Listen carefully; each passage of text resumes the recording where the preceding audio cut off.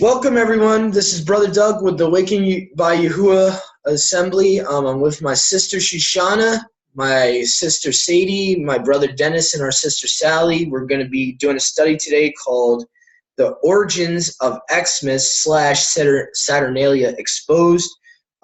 First, we're going to be going to the scriptures to see what Yahuwah himself says. Remember that it's not what it means to us, and it's actually what it means to the Father and the Son, to Yahuwah and Yahusha. So before I even start reading Jeremiah 10 verse 1, notice that it says, O house of Yashraal.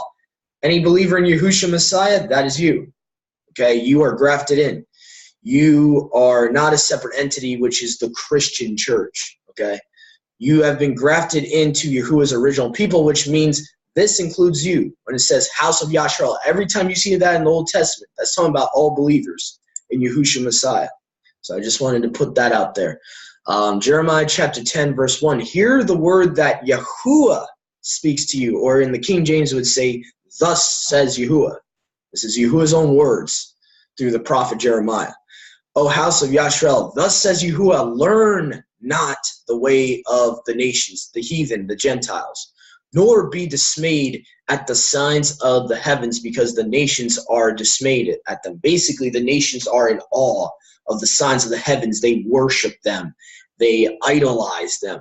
They worship the sun, the moon, and the stars. That's what the pagans do. Okay, so that's what he's saying here. And notice how he says, before he's about to even say anything else, he starts off by saying, do not learn the ways of the nations. So whatever that comes after this is a way of the pagans, is a way of the nations. For the customs of the peoples are vanity. A tree from the forest is cut down. Vanity, basically worthless, wastefulness, means nothing. A tree from the forest is cut down and worked with an axe by the hands of a craftsman. They decorated with silver and gold. They fastened it with hammers and nails so that it cannot move. Okay, now if we just stop there, what does that really get you? Okay, if you really look at those four verses, and you're going to honestly tell me that does not remind you of a Christmas tree? Okay, they decorated it with silver and gold. They cut it out of the forest. They fasten it so it does not move. Okay, what do you do with a Christmas tree when you cut it from the forest? You fasten it to the ground in your home so it does not move. Okay, so this is obviously Yahuwah's condemning the practice of having a Christmas tree in your home. Also, we have a second witness of this in the book of Deuteronomy. We're going to get a very verbatim commandment in Deuteronomy chapter 16. Please, sorry, my voice is breaking up a little bit for some reason. All right. All right, so Deuteronomy 16, verse 21 says, you shall not, and I'm actually going to use the Septuagint version because I really like the way it's worded here. You shall not plant for yourself a grove. You shall not plant for yourself any tree near the altar of your Elohim. You shall not set up for yourself a pillar which Yahuwah your Elohim hates. So very next verse he starts talking about pillars. But in verse 21, he clearly says, do not set up a tree near the altar of your Elohim. What does the Christian church do every year for Nimrodmas, for Xmas, for Saturnalia? They put a Christmas tree right on the altar, like right next to the podium. So right there, that's actually transgressing Deuteronomy 16:21. And I don't know if anyone wants to comment or make any comments or anything. So I just had certain people muted just in case for sound purposes. So I'm not breaking up. All right, so here we go. So the next one would also be, we're going to stay in the book of Deuteronomy, actually. We're going to go, does Yahuwah actually say to us that we're not to worship him the way the nations worship their deities, or are we allowed to use pagan customs and Christianize it, as many people say? So we're about to find that out right now. Deuteronomy chapter 12, verse 1, and we're going to go all the way down to 4. Okay, so here we go. And I think actually I'm going to switch my app here and actually go to the YouVersion Bible app that I have on my desktop because I like the fact that they have the NLT on here. The NLT really makes this simple to understand what he's referring to in context here. So Deuteronomy chapter 12, 1-4 here. Now, let me just make sure my screen share is sharing my sound and everything. All right. Okay. Deuteronomy chapter 12, verses 1-4. Yahuwah's chosen place for worship. That is the basically name of this chapter. These are the decrees and regulations you must be careful to obey when you live in the land that Yahuwah, the Elohim of your ancestors, is giving you. You must obey them as long as you live. When you drive out the nations that live there, you must destroy all the places where they worship their mighty ones. High on the mountains, up on the hills, under every green tree. Okay, notice how he makes a very distinction about they worship their mighty ones under green trees. That's something to make a note of. Verse 3, break down their altars and smash their sacred pillars. Burn their Asherah poles, which would be, you know, steeples in modern day where you see churches, you know, with the top of the churches kind of looking like a witch's hat. You know, that would be considered like an Asherah pole. And cut down their carved idols or their graven images. Completely erase the name of their mighty ones. I like how the NLT puts an exclamation point after that. Do not worship Yahuwah your Elohim in the way these pagan peoples worship their mighty ones. That seems like a direct commandment not to do what is done on Christmas. I don't know. That's just me. Rather, you must seek Yahuwah your Elohim at the place of worship he himself will choose from among all the tribes. Now, just for context purposes, this is referring to when his tabernacle was put in the wilderness, and then they got to the land of Canaan, and they brought the tabernacle there, and eventually King Solomon built a temple for Yahuwah. That's what he means by a place where Yahuwah chooses himself to dwell at, basically. And I think we'll stop there because that's pretty much the context I wanted to get to with this chapter. So that was Deuteronomy chapter 12, verses 1 all the way to 5. So basically, don't worship Yahuwah the way the pagans worship their deities. You are to worship Yahuwah where he wants you to worship him, the place that he wants you to worship him. For now, since there's no temple, you know, we are a type of temple for Yahuwah to dwell in. So right now, we don't have a place to worship him, but that will come in the millennium. I truly believe so. That will be a literal commandment that we can keep, that I believe there will be a true temple when Yahushua comes back. As it says in Zechariah, the Messiah would build the house of Yahuwah in the millennium. So that's just my opinion. But anyway, the reason I brought up Deuteronomy chapter 12, 1-4 is that Yahuwah clearly says, do not worship me the way the pagans worship their deities. And we're supposed to be, you know, we're supposed to be destroying the names of the false mighty ones, which is interesting. I wonder what the context of that is, of, I guess, destroying anywhere where the names are or what have it. Also, we have to keep the context, though, of that was when they were entering the land of Canaan. We're not in the land that Yahuwah has given us yet. So that's something we should keep in mind. But I also have a couple other verses here in the same chapter. If we go all the way down to verses 29 all the way down to 31, you'll get even like a reiteration of him telling us not to do this. So we're going to go to Deuteronomy chapter 12, verses 29 all the way down here. Let me see here. Go here. Come on, where's 29? Oh, whoops. That's the only thing I don't like about this. Please bear with me, guys. This stupid thing sometimes messes up. Let's see here. Why did it do that? All right, so it skips ahead. Oh, I see what it's doing. All right, so okay, Deuteronomy chapter 12, 16, 17, 18. All right, whatever. For some reason, it won't allow me to skip ahead to the next few verses. Okay. Whoa. What are you doing? Stupid thing. All right. So Deuteronomy 12, verses 29 31. I'll do it on my MySword because the YouVersion Bible app's acting a little stupid right now. All right. And if Yahuwah your Elohim shall utterly destroy the nations to whom you go in there to inherit their land from before you, and you shall inherit it and dwell in their land. Take heed to yourself that you seek not to follow them after they are destroyed before you, saying, how do these nations act towards their mighty ones? I will do likewise. You shall not do so to Yahuwah your Elohim, for they have sacrificed to their mighty ones the abominations of Yahuwah which he hates, basically the abominations that Yahuwah cannot stand. He loathes these abominations. For they burn their sons and their daughters in the fire to their mighty ones. Okay?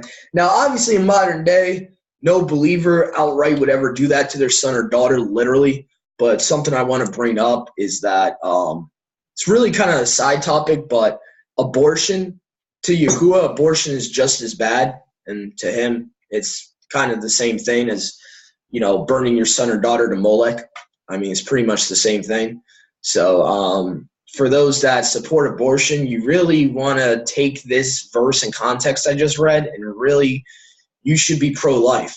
You shouldn't be telling people it's okay to have abortion.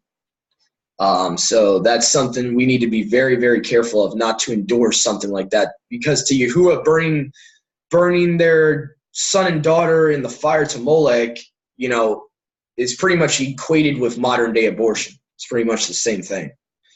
So it's just as bad. So that's what I wanted to point out there. And again, in the context of entering into the land Yahuwah shall give you, I think this will be fulfilled in the millennium. We really can't do some of this stuff right now, but what we can do is not worship Yahuwah the way the nations worship their mighty ones. I think that's the theme I see here. So I think that we can obviously take into context and keep that part of his law for right now until he gives us our own land when he returns. So I also wanted to go to Exodus chapter 20. This is like very, very key here to understand. This is like the basis of not committing idolatry, and that we need to be very careful. So it says in Exodus chapter 20, verse 3, it says, you shall have no other mighty ones besides me. You shall not make to yourself a graven image, a idol, nor the likeness of anything, whatever things are in heaven above, whatever things are in the earth beneath, and whatever are in the waters under the earth. You shall not bow down to them, nor serve them, for I am Yahuwah your Elohim, a jealous Elohim, repaying the lawlessnesses of the fathers upon the children to the third and fourth generation, to them that hate me, and bestowing mercy upon them that love me, to thousands of them, and on them that keep my commandments. So for those that keep his commandments, he's showing mercy to. For those that don't love him, that hate him and disobey him, and are worshiping other mighty ones, making images to serve and bow down to, which, by the way, when you bow down before a Christmas tree, that is an act of worship. When you bow down to get gifts for your children, you might not see it that way, but that's how Yahuwah sees it. You're bowing down to something that is a physical, inanimate object. You're bowing before it. So to him, that's idolatry. That in his definition in Scripture, that is idolatry. So that's something I wanted to point out, and you should all honestly, wholeheartedly think about it the next time before you start celebrating Christmas. Also, there's a very interesting verse from the NLT that I want to go back to here in the book of Zephaniah, interestingly enough. And it's very interesting how the NLT is the only one that makes sense the way they translate chapter 1, verses 7 to 8. And actually, no, it's verses 8 to 9. My bad about that. It's Zephaniah chapter 1, verses 8 to 9. And I'm going to put it on share screen here so you guys can see there's like a big difference with the way, let's see here.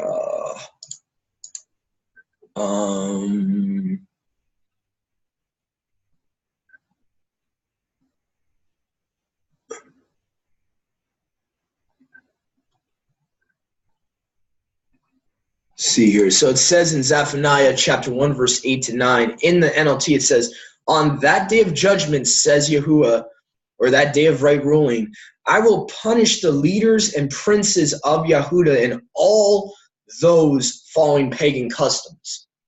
Yes, I will punish those who participate in pagan worship ceremonies. This is the only translation that translates it like that. Other ones will say clad garments or weird garments.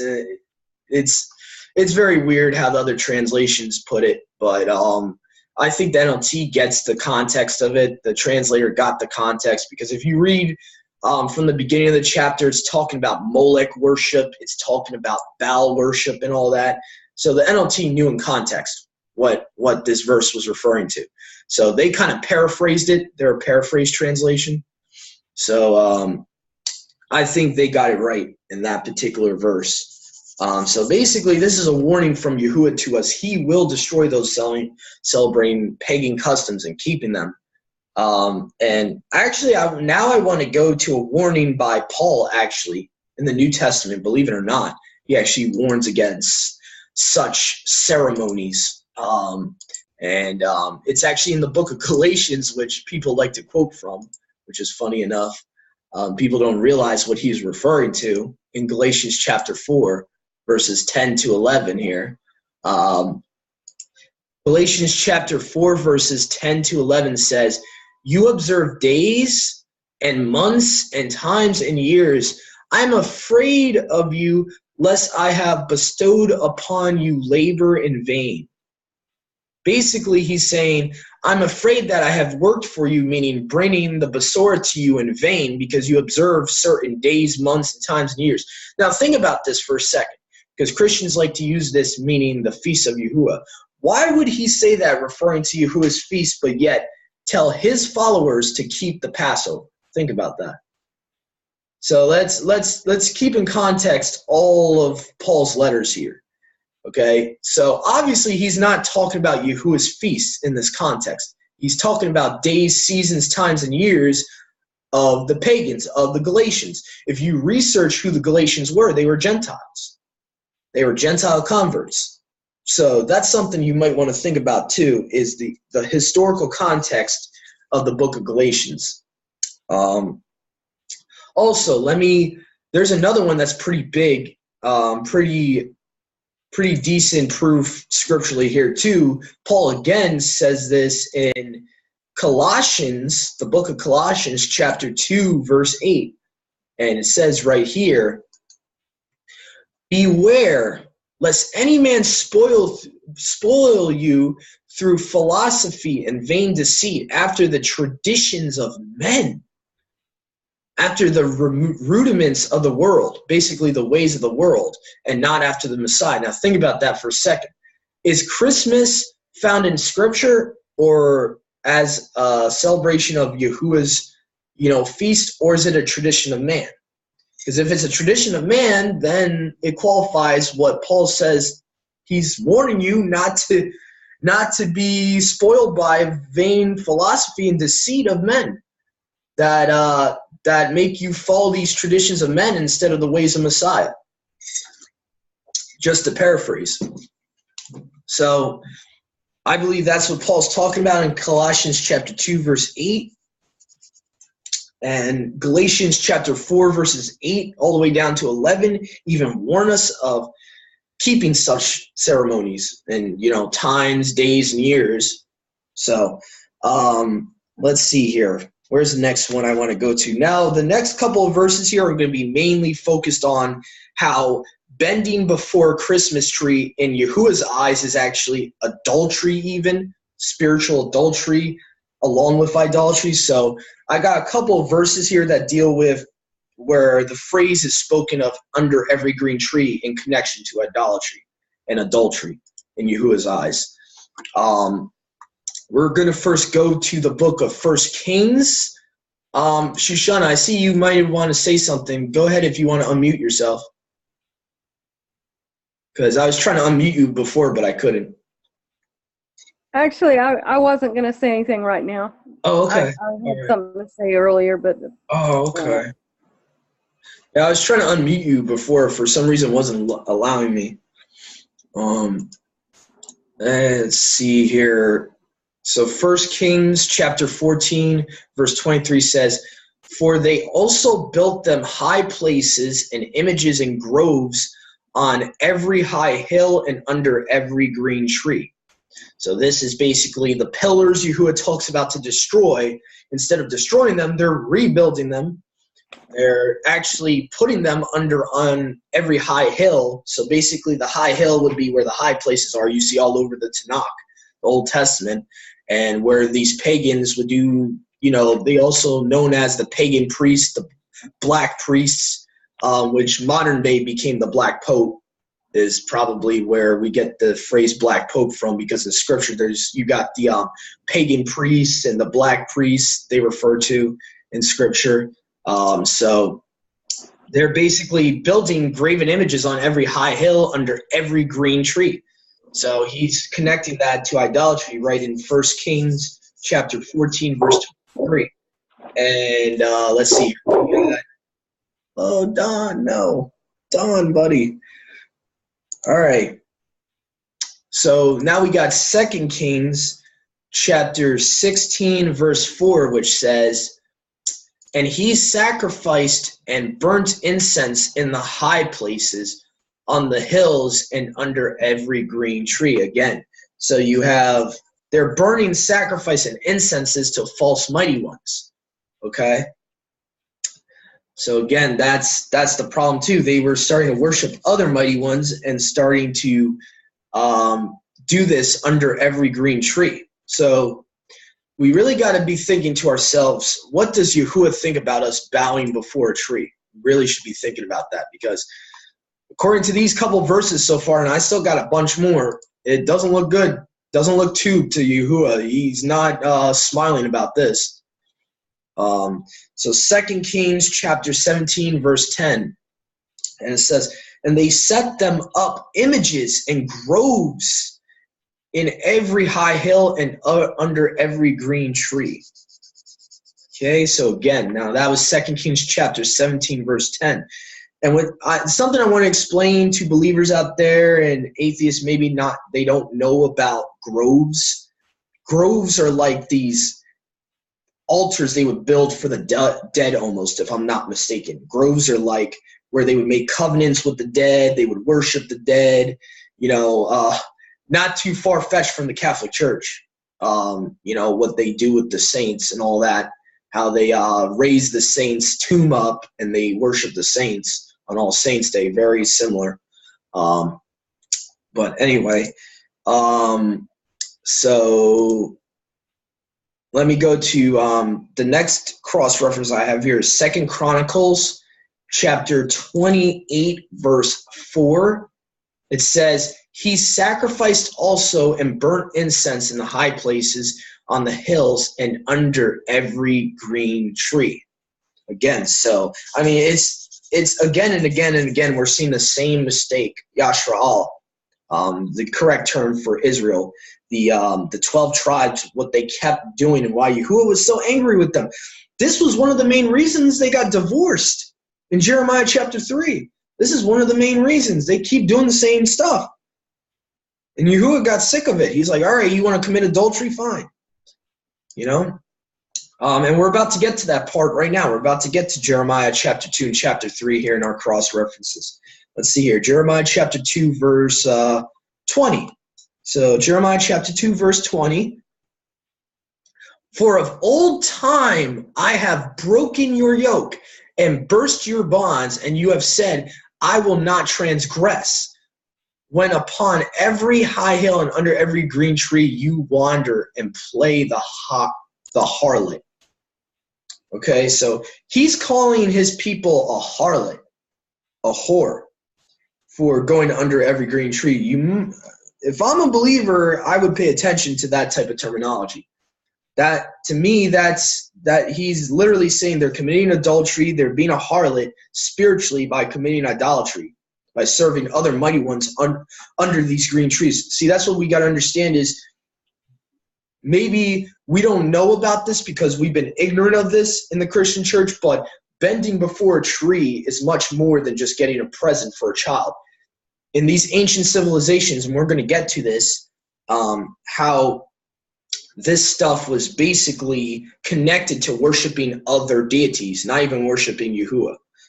So, all right, so we're getting close on time. I'm going to try to finish these last 3 cross-references. We might have to do part 2 to this study.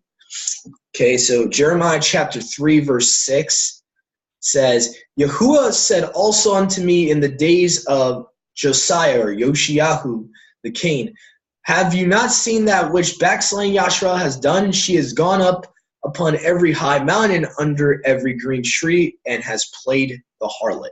Again, Yahuwah equating with going under every green tree as playing a harlot or a whore. So that's something we should really take into account and really be serious about, thinking about whether this pleases Yahuwah or not. Only acknowledge, so now we're going to go to verse 13 down in the same chapter. Only acknowledge your lawlessness, that you have transgressed against Yahuwah thy Elohim, and have scattered thy ways to the strangers under every green tree, and you have not obeyed my voice, says Yahuwah. Now that's pretty strong to me. He's saying that if we've done similar customs to this, bowing before a tree, going under every green tree, playing the harlot, we have sinned. 1 John 3:4. What is sin? Transgression of the law. So let's, you should really be taking that into consideration. This type of custom is not honoring the Father. It's not honoring the Son. Isaiah chapter 57, verse 5. Inflaming yourselves with graven images under every green tree, slaying the children in the valleys under the clefts of the rocks. Now that is horrible.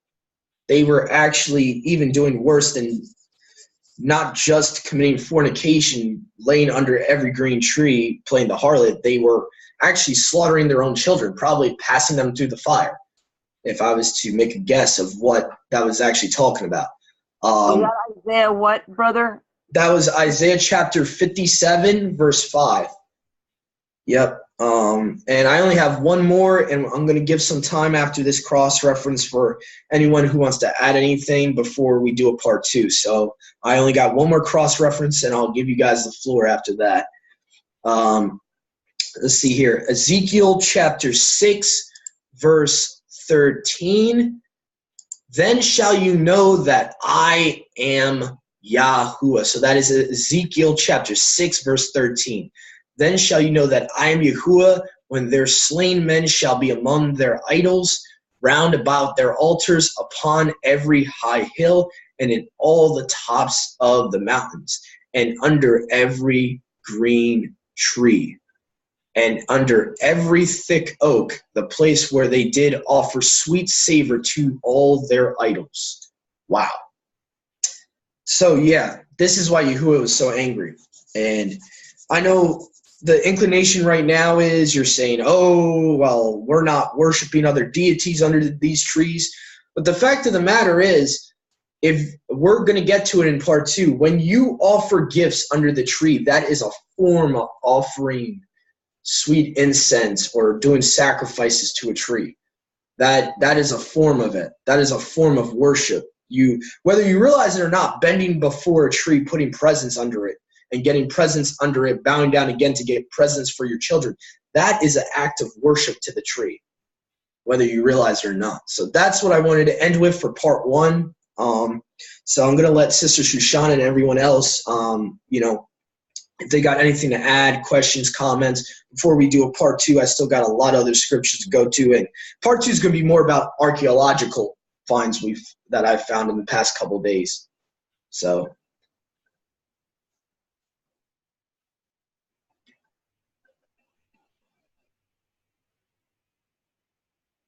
You might notice in the ancient cultures of Nimrod, where was it Nimrod or Tammuz that died and supposedly sprang up as a green tree? and they worshipped it. Mm-hmm. Well, this is the And interesting part, is that Satan stole the virgin birth from Yahuwah and actually made Tammuz, in a way, be a counterfeit of Yahusha.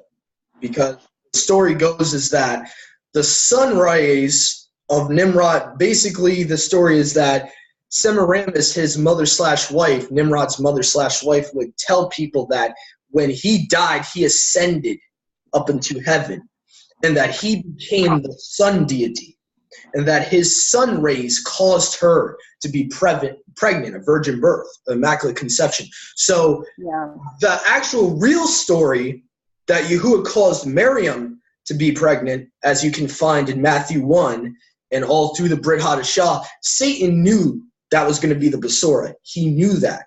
He took that story, twisted it, made it all about the sun god, the S-U-N god, and made it that the sun rays caused Semiramis to birth Tammuz, and that he became the evergreen tree, and that because the evergreen never dies, even in the winter.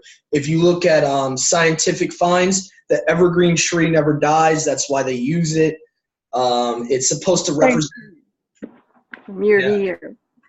Yeah, so basically, it's a twisting of the Besorah, really, is what it is. The story of the whole Horus, Tammuz, Nimrod story. It's really a fable that Satan knew about the true Messiah that was going to be born of a virgin, and he used that truth and twisted it to be about his Messiah. And so, and unfortunately, people have fallen from the belief because they watch Zeitgeist and all these stuff that talk about that Yahusha was somehow the same thing as Horus and all that, because all these religions have the virgin birth, 12 disciples, and how every other pagan religion has a similar story to Yahusha, which not realizing that Yahuwah prophesied about this way before those religions ever came about. He prophesied it in the book of Genesis, first of all. So Satan knew about this. He knew about the seed of the woman and all that. So he used that against us. He used the actual Besorah story to make people reject the Besorah. He used it in his fake religions, and you'll see it all over. So he used Nimrod as basically a pawn. He used him a way to get people to idolize him and worship him.